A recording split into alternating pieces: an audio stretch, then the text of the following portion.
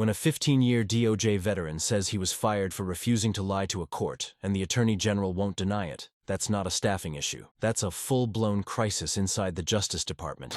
Madam Attorney General, yesterday, Erez Ruveni filed a whistleblower complaint against the Department of Justice.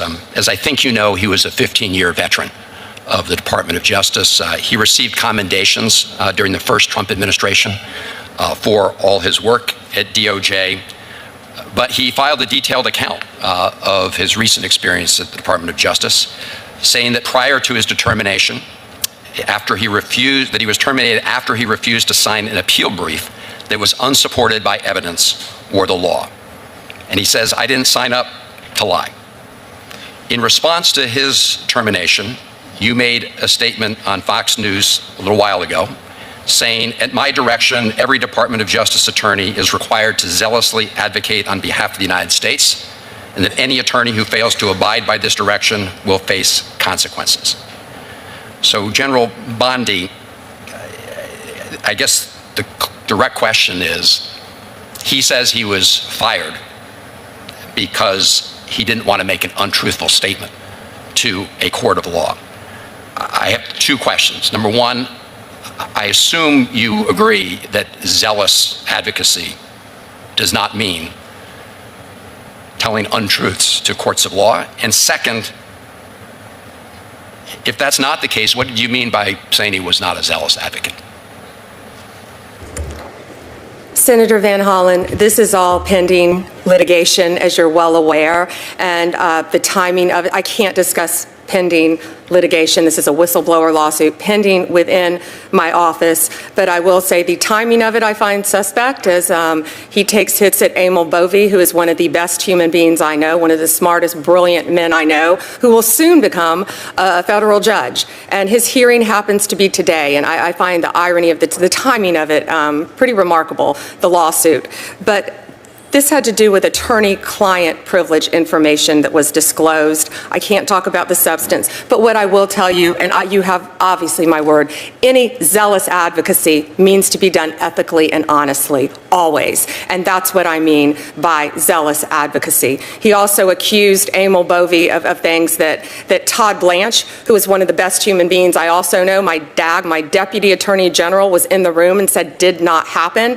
But again, I wish I could get into greater detail. I can't because it's pending, but I stand by Emil Bovee and I stand by Todd Blanche every day, and I always will.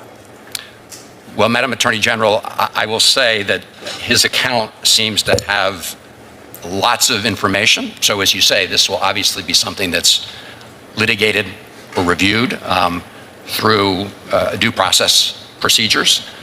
But I have to say that it's very, very disturbing. We've also heard from others in other departments who are responsible for implementing the laws of the United States that they feel uncomfortable about having been asked to do things that they thought were unethical.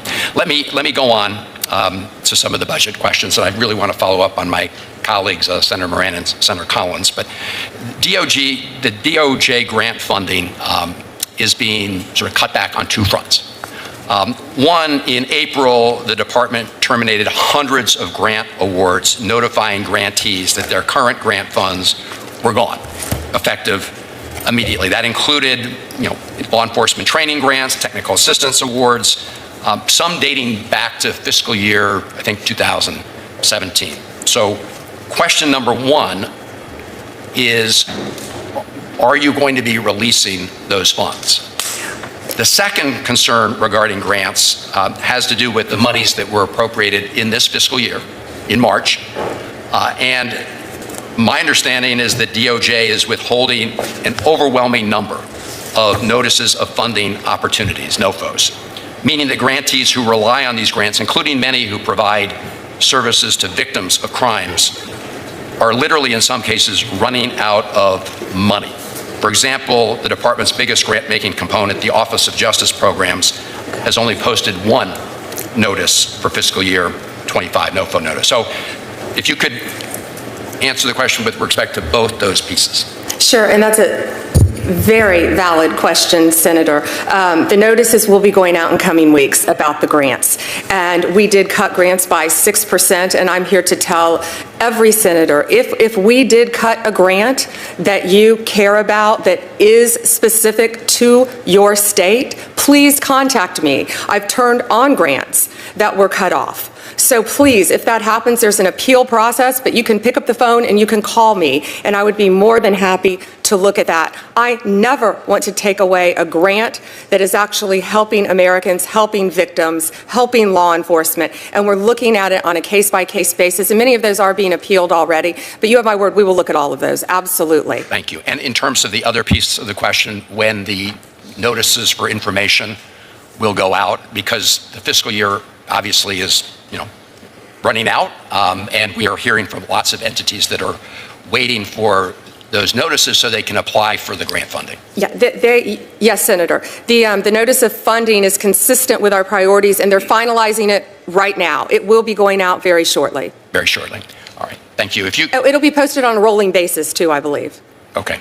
If you could just keep us posted on that. And I would appreciate it, Madam Attorney General, if you could have your team respond to a letter that about 30 senators wrote to you on this topic of the prior fiscal year funds that were frozen. I will make sure they look at that letter. I think we've received probably thousands of letters. You've got lots of letters.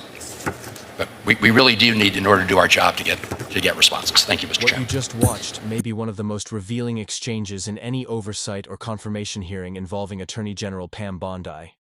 Not because it was dramatic, but because it struck directly at the heart of what a Justice Department is supposed to be.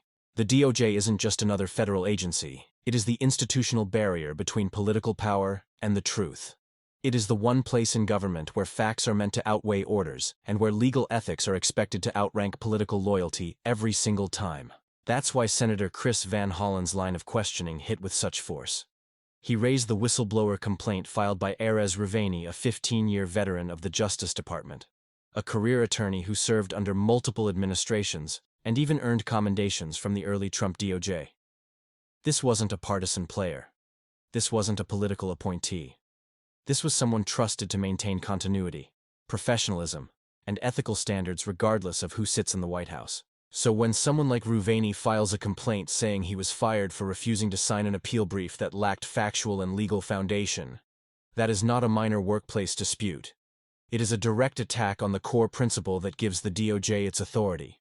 Its lawyers do not lie. They do not mislead. They do not tell courts something they know is untrue. When he said, "I didn't sign up to lie," he was reminding Congress and the country that ethics are not optional inside the Justice Department.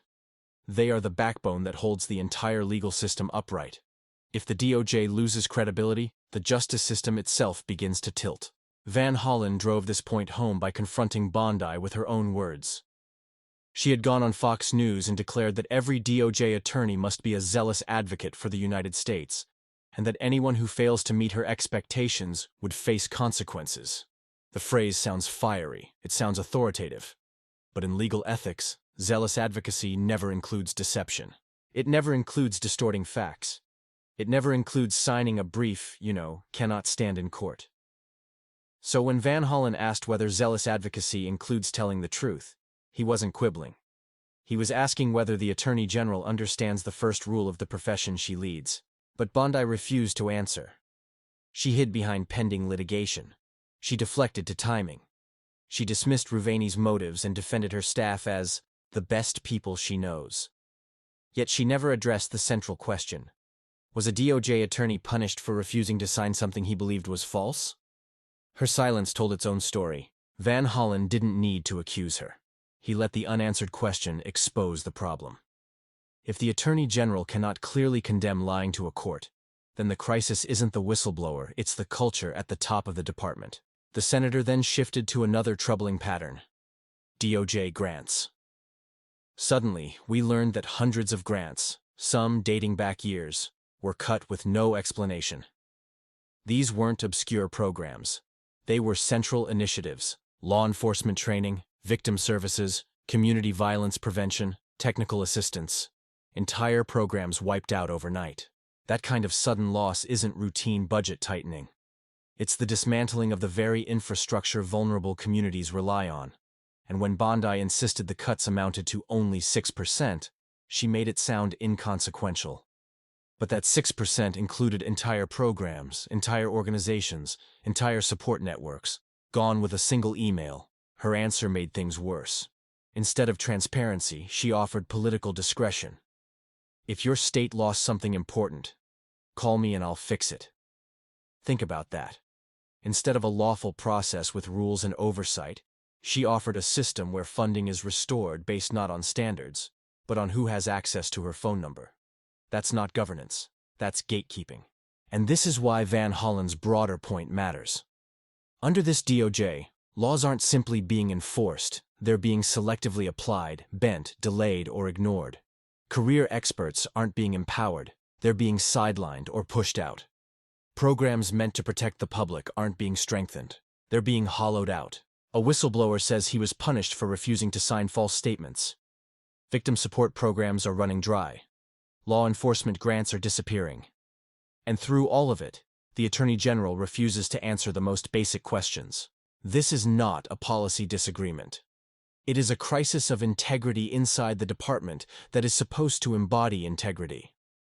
A crisis not just for attorneys, but for every American who depends on a justice system that is supposed to be honest, fair, and grounded in truth.